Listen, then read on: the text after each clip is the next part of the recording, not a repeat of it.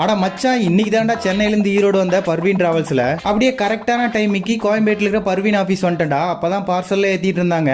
உள்ள ஏறி பார்த்தா இன்டீரியர்லாம் நல்லா ஒயிட் கலர்ல சூப்பரா அழகா இருந்துச்சு. பஸ் சும்மா சிறுசா அழகா குண்டா சட்டியா இருந்துச்சுடா. பில்லு ரொம்ப டஸ்டா அழுக்கா இருந்துச்சு.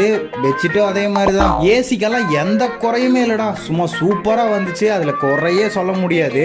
அதே மாதிரிதான் சார்ஜிங் போட்டும் பக்காவா ஒர்க் ஆச்சு. நல்லா சார்ஜ் ஆயிடுச்சு. அதுவாக சூப்பரான விஷயம்னா டிவி ஓடிச்சுரா. ஜாலியா படம் பாட்டு வந்துட்டு இருந்தேன். அதுக்கப்புறம் தான் ஒரு ட்விஸ்ட் என்னன்னா, டிவிக்கு மேல ஏதோ ஹான்ஸ் இது மாதிரி எல்லாம் கிடந்தது. அதை கூட கிளீன் பண்ணல.